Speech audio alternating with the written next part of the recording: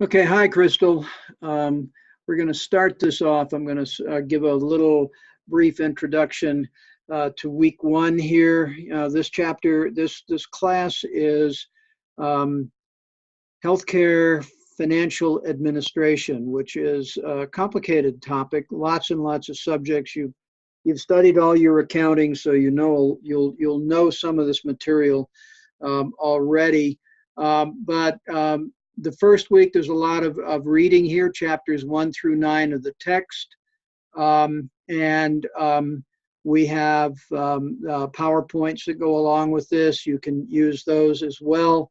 Um, you in So that's what we'll be doing. You're going to have a lot of financial responsibility. Part of managing any organization is understanding its finances. Um, and the manager, which is where you're headed with your education, is going to be held responsible for what happens financially to the organization. Clearly, finance involves making certain that you have sufficient income that you can cover your bills. And if it's an organization that is a for-profit organization, that your bills will include taxes and so forth. But you'll also be responsible for making certain that you can not only that you have the income to pay the bills, which means you have to control the expenses. One of the major management uh, functions is to make certain that financially the company remains healthy. And health of a company depends on what a person's view depends on what the company is. Again, a not-for-profit um, um, organization um, doesn't mean that they don't make any profit. It just means that they reinvest the profit in the organization, but they are exempt from taxes. It's a tax code designation, as you may remember from your accounting classes. Um, it's really you have a lot um, uh, to remember, and the financial system itself really is a complex mixture of functions.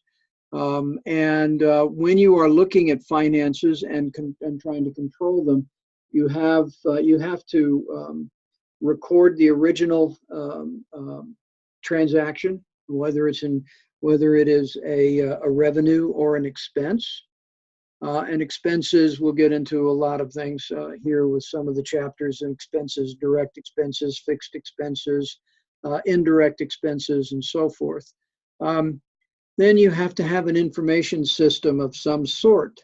This can be done through accounting and bookkeeping systems, and then the accounting system itself, and then finally the reporting system. Um, there are a couple of different kinds of accounting systems. One is the financial system, which is internal, and it is recording and controlling, or not controlling anything. It is recording and looking at internal information. The reporting system is something that needs to be taken outside. We have to report our financial materials, especially um, if we are under Medicare, Medicaid, and so forth, and then we have reporting obligations too, as well. Um, the So there's a lot there. So we're going to be looking at the financial system as a whole. In the first week, we've got chapters 1 through 9 of the text. The PowerPoints are readily available here. Let's go back here um, to the course ebook. And if you bring up the course ebook, then you have these chapters. These are all PDFs, I do believe. But if you can call up, we'll look here and we'll pull up chapter 1 first right now. See how that works. Okay, and it will open with Acrobat Reader, and it will take its time right now on my computer.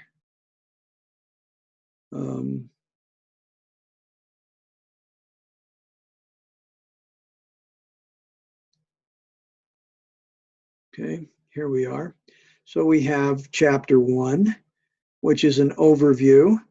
Each of the chapters has a thing called progress notes, which only tells you what you're going to be able to do as a result. In chapter 1, discuss the 3 viewpoints of managers in the organization, identify the 4 elements of financial management. If we look here, there's a bit of history first in this chapter, and then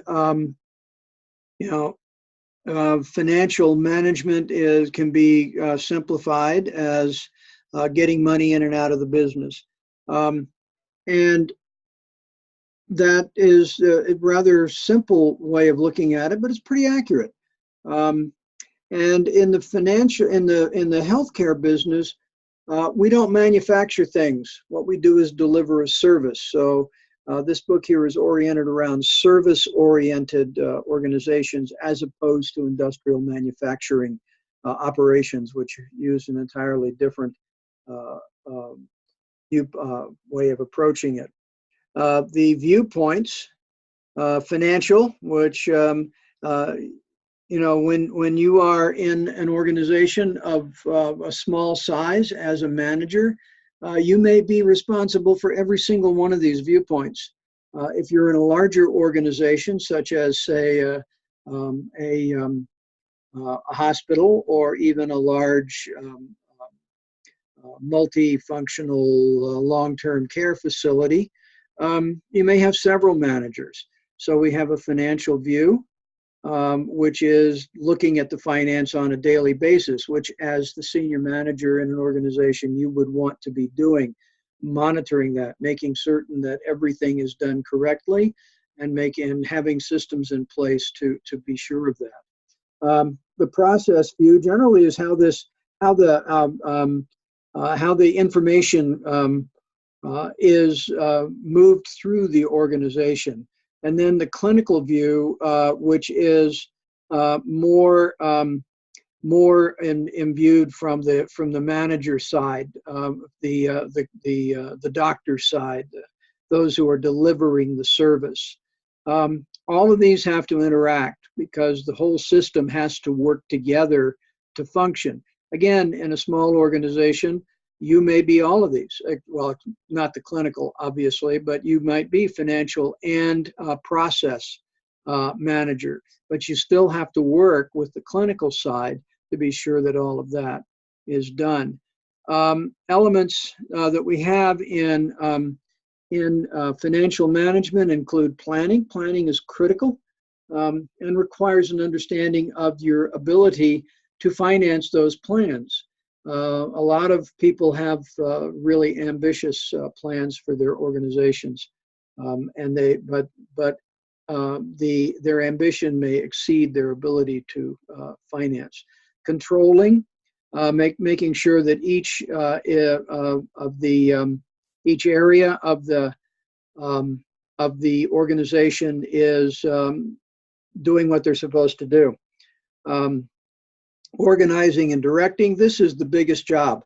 Keeping this going and making certain on a day-to-day basis everything is going as needs to make sure that you can meet the needs of the organization. And finally, decision making.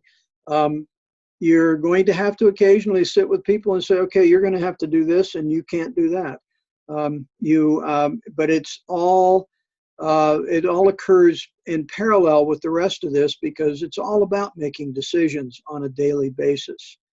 Okay, so I'm going to just back out of here at the moment.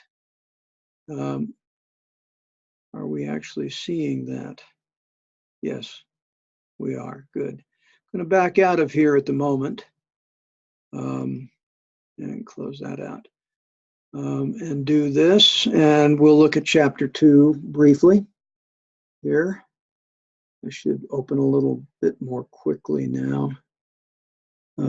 now that I've got it primed. So this is a discussion of financial management systems.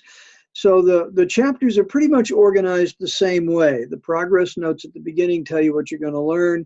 You can quickly read through and figure out what it is you need to know.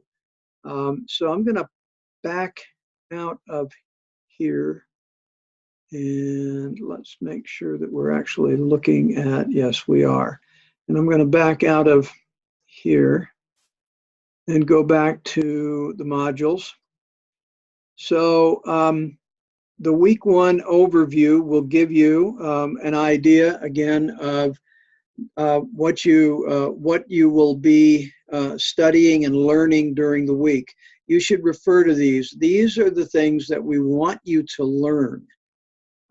So you need to pick out the various pieces from the chapters that you're reading. They're going to be scattered around, but there are a lot of concepts here. Many of them you're going to be familiar with from your accounting classes, but a lot of them are there. So the class has the usual structure, discussion. Even though it shows in-class activities, you don't see that on yours because we don't really have any in-class activities. Week 1 assignment and assessment. So there'll be an assignment and an assessment and a discussion each week. I will record and post the Zoom recordings in this, and this will be visible to you when I put things into it. So your week 1 discussion revolves around discussing why a general understanding of accounting and finance is important to the manager of a healthcare organization, even if you're not specifically working in there. I've started the discussion, so you need to finish that as well. Let's back up some more. Come on, you. There. And go to the week 1 assignment. Now, each week, as you've seen from our other classes together in the healthcare administration program, you're going to be looking at some concepts in the chapters. So that means you really need to go through these chapters and look at and read them, because your assignment this week will be to review these concepts: balance sheet, cost classification, cost behavior, break-even analysis, inventory control, staffing, and choose 3 of those and summarize each one separately and discuss why it's important to a manager. So from your accounting classes, you know about P&Ls and the balance sheet. The balance sheet is the assets versus liabilities of the organization, which is a primary driver of understanding the financial health of the organization. Cost classifications. There are many costs that we have, and many classifications. Break-even analysis, cost behavior, inventory control, staffing. So you'll be writing a paper about that. As a manager, how important do you think each of these is going to be that you choose? And how much would it be to, what do you think it would do to the organization? How important is it to share financial condition of your organization with your employees? I definitely have opinions on that. I am not, of course, going to state them because I don't want to bias anything you have to say. And what benefits and problems do you see by doing so? So this is a question you answer after you do this. So you're going to have a paper, 1 to 2 pages. So it's not a huge thing. I would like you to aim for 2 because those are big concepts. remember, your text is not going to be a qualified outside source, so you need to start using the library access to sharp stuff like ProQuest or SynHall or some of those. Here you have your assignment rubric, so you can see how it's going to be graded. So you need to get that in each week. I urge you to stay as current as possible, not to fall behind on these things. And then, of course, we have an assessment each week. And then we have the daily checkpoints to do as well. So I just wanted to get you started. You need to start getting those readings done and look at the discussion. Start thinking about that. And then we will talk again on Thursday at 10 a.m. So go ahead and send me an email with the word Penang, P-E-N-A-N-G, in the title, so I know that you've watched this video. We need to monitor this for attendance purposes, so so that I can make sure that you stay current with class. One of the reasons I'm urging you, I'm going to be very frank with you. One of the reasons I'm urging you to stay current with this and work with me. If you have problems, email me. I know you're working 4 days a week from 6 to 6, kind of a brutal schedule, but on the other hand, it gives you 3 days that you can actually devote to some of this work. Timelines are the usual. I would love to see your primary post on your discussion by Wednesday night, but if that's not possible, then try to get it in by Thursday, and then everything else on the weekend. And keep up. You can do your daily checkpoints every day, but we need to keep up.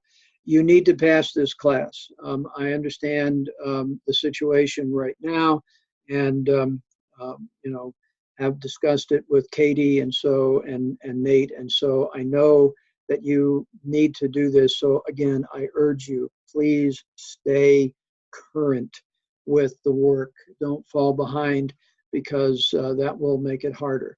Anyway, again, I will talk to you Thursday, and I will have recorded this, and I'll have sent you an email about this. Good to have you back in class, and we'll talk soon.